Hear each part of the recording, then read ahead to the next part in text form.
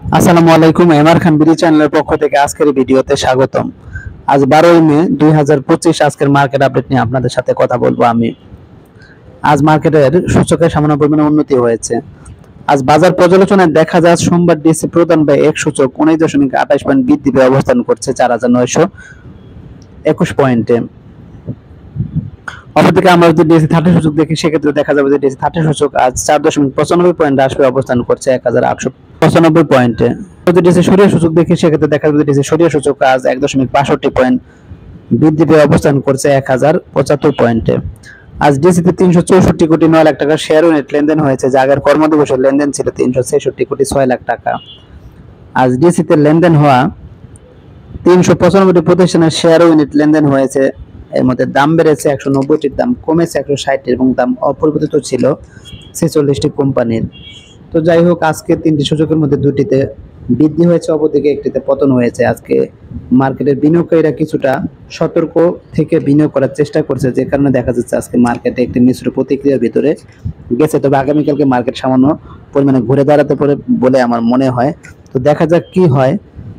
তো এখন যদি আমি আজকের দিনে মার্কেট ইন্ডেক্স মুভার্স দেখি সেক্ষেত্রে দেখা যাবে যে মার্কেট পুলার বা সূচক বৃদ্ধিতে যাদের অবদান রয়েছে তারা কারা। তারা হলো ইউনাইটেড কমার্শিয়াল ব্যাংক, খান ব্রাদার্স, আল আরফা ইসলামী bank, Renata, Exim bank, IFIC bank, MTB, one bank PLC, prime bank এবং পূবালী ব্যাংক। তো সেক্ষেত্রে দেখা যাচ্ছে যে ইউসিবি একাই 5 পয়েন্টের মতো, অপরদিকে খান ব্রাদার্স, আল আরফা ইসলামী ব্যাংক, রেনেটা 2 পয়েন্টের মতো এবং বাকি সবাই 1 পয়েন্টেরও সামান্য পরিমাণে বেশি সূচকের বৃদ্ধি ঘটিয়েছে। অপরদিকে আমরা যদি আজকের দিনের মার্কেট ড্রেগার্স বা সূচক রাশি যাদের অবদান ছিল তাদের দেখে, তাদের মধ্যে রয়েছে Bex pharma, Beacon pharma, Square pharma, NBL, BATBC, Walton, Baraka power, Midland bank, Bangladesh shipping corporation এবং হাইডেলবার্গ সিমেন্ট। তো সেক্ষেত্রে দেখা যাচ্ছে যে বেক্স ফার্মা একাই 2 পয়েন্টের মতো, অপরদিকে বিকন ফার্মা, স্কয়ার ফার্মা ও এনবিএল 1 পয়েন্টের সামান্য পরিমাণে বেশি এবং বাকি সবাই 1 পয়েন্টের কম সূচকে পতন ঘটিয়েছে। এখন আমি আজকের দিনে টপ গেইনার্স বা মূল্যবৃদ্ধিতে কারা ছিল তা দেখি, তাহলে দেখা যাবে আজকে মূল্যবৃদ্ধি শীর্ষে চলে এসেছে northern insurance, Khan brothers, south Bangla agriculture bank, IFIC bank, first mutual fund, CAPM, IDBL mutual fund, united commercial bank, crystal insurance, far chemical, BD finance এবং এনআরবিসি ব্যাংক। তো সেক্ষেত্রে দেখা যাচ্ছে যে আজকে যে শীর্ষস্থানীয় 10টি প্রতিষ্ঠান ছিল তারা মূলত সবাই হল্টেড বা হল্টেডের খুব কাছাকাছি ছিল। অপরদিকে আমরা যদি আজকের দিনে টপ লুজার্স বা মূল্যরাশি কারা ছিল তা দেখি, তাহলে দেখা যাবে আজকে মূল্যরাশি শীর্ষে ছিল Baraka power, premier leasing, union capital, progressive life, Shinepukur ceramic, GSP finance, Tosrifa, SLM golden steel, Uttara finance এবং জিল বাংলা।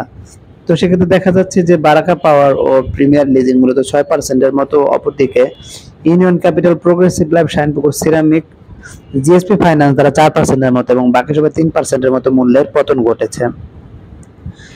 এখন আমি আজকের দিনের লেনদেনের শীর্ষে কারা ছিল তা দেখি, তাহলে দেখা যাবে আজকে লেনদেনের শীর্ষে চলে এসেছে এনআরবি ব্যাংক, বিসাসারি, Baraka Patenga power, AB bank, first mutual fund, midland bank, KDS, associated city bank, Bangladesh shipping corporation, Khan brothers এবং লাভেলো। তো সেক্ষেত্রে দেখা যাচ্ছে যে এনআরবি ব্যাংক 18 কোটি টাকার মতো, বিসাসারি 16 কোটি টাকার মতো, বারাকা পতেঙ্গা পাওয়ার 15 কোটি, AB bank, first mutual fund 11 কোটি, মিডল্যান্ড ব্যাংক 9 কোটি, কেডিএস অ্যাসোসিয়েটস 8 কোটি, সিটি ব্যাংক 7 কোটি এবং বাকি সবাই 5 কোটি টাকার মতো লেনদেন হয়েছে। অপরদিকে আমরা যদি আজকে দিনে ভলিউমের শীর্ষে কারা ছিল তা দেখি, তাহলে দেখা যাবে আজকে ভলিউমের শীর্ষে চলে এসেছে AB bank, first mutual fund, NRB bank, IFIC bank, first mutual fund, Baraka Patenga power, IFIC bank, PSP, first mutual fund, south Bangla agriculture bank, trust bank, first mutual fund, Baraka power এবং মিডল্যান্ড ব্যাংক। তো সেক্ষেত্রে দেখা যাচ্ছে যে AB bank, first mutual fund আজকে প্রায় huge পরিমাণে লেনদেন হয়েছে, 2,23,60,000 মতো শেয়ার লেনদেন হয়েছে। অপরদিকে এনআরবি ব্যাংক 1,29,00,000-এর মতো শেয়ার লেনদেন হয়েছে। IFIC bank, first mutual fund 1,11,00,000-এর মতো শেয়ার লেনদেন হয়েছে। অপরদিকে বারাকা পতেঙ্গা পাওয়ার 95 লাখ এবং বাকি সবাই 56 লাখ থেকে 35 লাখের মধ্যে শেয়ারের লেনদেন হয়েছে। তো এখন যদি আমি আজকে দিনে সেক্টর বেস লেনদেন দেখি, তো সে দেখা যাবে যে আজকে কিছু সেক্টর ভালো করেছে, কিছু সেক্টর খারাপ করেছে। তো ভালোর ভিতরে দেখা যাচ্ছে শুধুমাত্র bank, miscellaneous, mutual fund, fuel and power, paper and printing, treasury bond, insurance sector এগুলো ভালো করেছে। অপরদিকে বাকি সবাই খারাপ করেছে, তবে খারাপের ভিতর দেখা যাচ্ছে যে জুট সেক্টর বেশি খারাপ হচ্ছে এবং বাকিরা টুকটাক খারাপ করেছে। তো এখন আমি চলে যাবো আজকের দিনে গুরুত্বপূর্ণ কিছু নিউজে। সংস্কার ও প্রণোদনা সম্ভাবনার দ্বার প্রান্তে দাঁড়িয়ে দেশের শেয়ার বাজার। কি বলা আছে যে দেশের শেয়ার বাজারে নতুন করে আশাবাদের হাওয়া যেন বইতে শুরু করেছে। সরকারের উচ্চ পর্যায়ের সংস্কারমূলক সিদ্ধান্ত, বাজেটের নীতি সহায়তা প্রদান এবং ভারত পাকিস্তান যুদ্ধবিরতির মতো গুরুত্বপূর্ণ কূটনৈতিক অগ্রগতির প্রভাবে শেয়ার বাজারে বিনিয়োগকারীদের আস্থা বাড়ছে। যদিও এখনো কিছু বড় বিনিয়োগকারী ও প্রাতিষ্ঠানিক বিনিয়োগকারীরা সেল প্রেসার দিয়ে বাজারকে চাপে রাখতে চাইছে। গতকাল রোববার প্রধান উপদেষ্টা ডক্টর মোহাম্মদ ইউনূসের সভাপতিত্বে অনুষ্ঠিত এক উচ্চ পর্যায়ের বৈঠকে শেয়ার বাজারে দীর্ঘমেয়াদী সংস্কারের জন্য 5টি নির্দেশনা দেওয়া হয়। বৈঠকে অর্থ উপদেষ্টা ডক্টর সালেউদ্দিন আহমেদ, বিএসইসির চেয়ারম্যান খন্দকার রাশেদ মাসুদ সহ সংশ্লিষ্ট শীর্ষ কর্মকর্তারা উপস্থিত ছিলেন। তো সংস্কার উদ্যোগের মূল নির্দেশনা ছিল সরকার মালিকানাধীন বহুজাতিক কোম্পানিগুলো শেয়ার বাজারে তালিকাভুক্তির উদ্যোগ, 2 সম্ভাবনাময় বড় দেশীয় কোম্পানিগুলোকে কর প্রদান দিয়ে বাজারমুখী করা, 3 বিদেশি বিশেষজ্ঞদের মাধ্যমে 3 মাসে কার্যকর সংস্কার সম্পূর্ণ করা, 4 দুর্নীতিগ্রস্ত কর্মকর্তা কর্মচারীদের বিরুদ্ধে দ্রুত ব্যবস্থা নেওয়া, 5 বড় কোম্পানিগুলোকে ব্যাংক ঋণের বদলে পুঁজিবাজার থেকে তহবিল সংগ্রহে উৎসাহিত করা। তো বৈঠকে ইউনিলিভার ও মোবাইল কোম্পানিগুলোকে তালিকাভুক্ত করার প্রস্তাব আসে যাতে বাজারের গভীরতা বাড়ে এবং সাধারণ বিনিয়োগকারীদের আস্থা পুনরুদ্ধার হয়। এর পাশাপাশি তালিকাভুক্ত ও অতালিকাভুক্ত কোম্পানি করের হার 10% ব্যবধান পুনর্ব্যবহারের কথাও গুরুত্ব পায়, যা অতীতে বড় প্রতিষ্ঠানগুলোর বাজারমুখী তাই সহায়ক ছিল। তো বাজেটে সহায়তা, নীতিগত প্রণোদনা, আসন্ন বাজেটে শেয়ার বাজার বান্ধব পদক্ষেপ নেওয়ার প্রস্তুতি নিয়েছে সরকার। বিনিয়োগে কর রেয়াত বাড়ানো, নতুন কোম্পানির জন্য কর ছাড়, তালিকাভুক্ত প্রতিষ্ঠানের কর হার কমানো এবং বড় মোবাইল অপারেটরদের বাজারমুখী করতে কর কাঠামোয় পরিবর্তন এসব উদ্যোগে বিনিয়োগের পরিবেশকে আরো গতিশীল করবে। তো যাই হোক, এটি খুবই ভালো এবং খুশির সংবাদ যে প্রধান উপদেষ্টা এইসব বিষয়গুলোকে নজরে এনেছেন। যদি এগুলো বাস্তবায়ন করা যায়, আমি মনে করি যে প্রকৃতপক্ষে শেয়ার বাজার ঘুরে দাঁড়াবে এবং ঘুরে দাঁড়াতে বাধ্য। তো দেখা যাক কতটুকু বাস্তবায়ন করা যায় এগুলো। এখন আমি অপর একটি গুরুত্বপূর্ণ নিউজে চলে যাব। বিনিয়োগকারীদের সুরক্ষায় শেয়ার বাজারে সিন্ডিকেট চক্রের লাগাম টানতে হবে। যে দেশে শেয়ার বাজার ঘিরে আশাবাদী ধারা তৈরি হলেও এর গতি রোধে একটি গোষ্ঠী সক্রিয় হয়ে উঠেছে বলে ইঙ্গিত মিলছে। সোমবার ঢাকা স্টক এক্সচেঞ্জের লেনদেনে চিত্র এবং শীর্ষ কোম্পানিগুলোর দরপতন বিশ্লেষণ করলে স্পষ্টত ভাবে প্রতিভাত হয় বাজারে কৃত্রিমভাবে চাপ সৃষ্টি করে সূচক নিচে নামিয়ে রাখার একটি পরিকল্পিত প্রচেষ্টা চলছে। তো লেনদেন বাড়লেও দাম কমছে।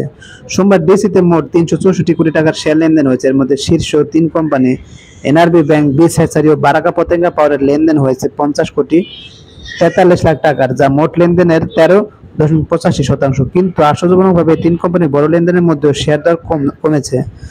বিশ্লেষকদের মতে এত বড় লেনদেনের পরও শেয়ার দর কমে যাওয়ার ঘটনা অস্বাভাবিক এবং প্রশ্ন তৈরি করে কে বা কারা এই চাপ তৈরি করছে।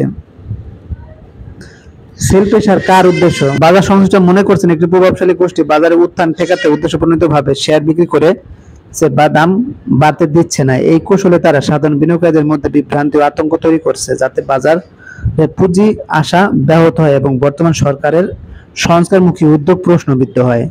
তো একজন সিনিয়র বাজার বিশ্লেষক শেয়ার নিউজকে বলেন, বড় অঙ্কের শেয়ার কেনাবেচা হচ্ছে কিন্তু দাম বাড়ছে না, বরং দাম কমছে। এটা প্রমাণ করে যে কেউ ইচ্ছাকৃতভাবে বাজারে সেল প্রেসার তৈরি করছে। তিনি বলেন, বাজারে এমনিতেই বড় বিনিয়োগকারীদের একটি গ্রুপ বর্তমান কমিশনের বিরুদ্ধে অবস্থান করছে, তারা এখন আরো মরিয়া হয়ে উঠেছে, যদিও সাধারণ বিনিয়োগকারীরা ধীরে ধীরে বাজারে সক্রিয় হচ্ছেন। তো কে বা কারা এই গোষ্ঠী? বিশেষজ্ঞদের ধারণা এই গোষ্ঠীর মধ্যে থাকতে পারে কিছু প্রাতিষ্ঠানিক বিনিয়োগকারী যারা বাজারে স্বল্পমেয়াদী লাভের কৌশলে অভ্যস্ত।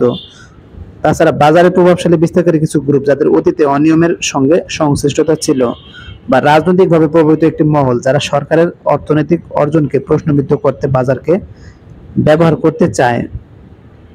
তো প্রতিরোধের কি করণীয় তারাও বলেছেন যে বিশেষজ্ঞরা বলছেন যে বাজারের স্বচ্ছতা ন্যায্যতা নিশ্চিত করতে নিয়ন্ত্রণ সংস্থা বিসিসিকে আরো সক্রিয় হতে হবে, বিশেষ করে ব্যক্তি ও প্রতিষ্ঠানের লেনদেনের বিশ্লেষণ করে অস্বাভাবিক কার্যকলাপ চিহ্নিত করা, ম্যানিপুলেটিভ ট্রেডিং এর বিরুদ্ধে জরুরি তদন্ত ব্যবস্থা গ্রহণ করা, বাজারে মনস্তাত্ত্বিক প্রভাব নিয়ন্ত্রণে বিনিয়োগকারীদের শিক্ষার উদ্যোগ জোরদার করা, বাজারে স্থিতিশীল রাখতে বাজেট সহায়তা পদক্ষেপ দ্রুত বাস্তবায়ন। তো যাই হোক, খুবই কার্যকরী একটি নিউজ এটি। আমি মনে করি যে থেকে অনেক কিছু শেখার আছে, এটা অতি বাস্তব একটি কথা। তো এ বিষয়ে আমি মনে করি সবাইকেই সজাগ ও সচেতন থাকতে হবে এবং এখান থেকে অনেক কিছু শেখার রয়েছে। তো এখন আমি অপর একটি গুরুত্বপূর্ণ নিউজে চলে যাব। উত্তম শেয়ারে ভরসা করছেন বিনিয়োগকারীরা। সপ্তাহের প্রথম কর্মদিবস সোমবার দেশের প্রধান শেয়ার বাজার ঢাকা স্টক এক্সচেঞ্জের লেনদেন সূচকের ঊর্ধ্বগতির মাধ্যমে শেষ হয়েছে। এদিন ডিএসসি প্রধান সূচক ডিএসসি এক্স 19.27 পয়েন্ট বেড়ে দাঁড়িয়েছে 5034 পয়েন্টে।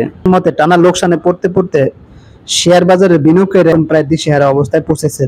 গত 2 বছরের বেশি সময় ধরে বেশিরভাগ শেয়ার বিনিয়োগকারীরা লাভের পরিবর্তে ক্ষতির মুখে পড়েছেন। এই অবস্থায় এখন তারা এমন কোম্পানির শেয়ারে ভরসা খুঁজছেন যারা নিয়মিতভাবে ডিভিডেন্ড প্রদান করে এবং মূল্যভিত্তি শক্ত। ফলে সম্প্রতি এই ক্যাটাগরির মানসম্পন্ন শেয়ারের প্রতি বিনিয়োগকারীদের আগ্রহ বাড়ছে। এর ফলে প্রতিফলন দেখা যাচ্ছে লেনদেনের পরিমাণ ও শেয়ার দরের ঊর্ধ্বগতিতে। তো যাই হোক, ভালো শেয়ারের দাম বাড়বে এবং খারাপ শেয়ারের দাম কমবে, এরকমটা ঘটলে মার্কেট স্বাভাবিক গতিতে আছে বলে মনে করা হয়। আর এর ব্যতিক্রম কিছু ঘটলে তখনই বলা যায় মার্কেট স্বাভাবিক নেই।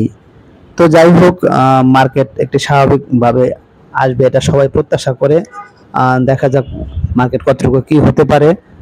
তো আজকের মতো ভিডিও আর বাড়াবো না, আজকের মতো এখানে বিদায় নিচ্ছি। যারা আমার চ্যানেলে নতুন অবশ্যই চ্যানেলকে সাবস্ক্রাইব করবেন, লাইক করবেন, কমেন্ট এবং শেয়ার করবেন। সবাই ভালো থাকবেন, সুস্থ থাকবেন।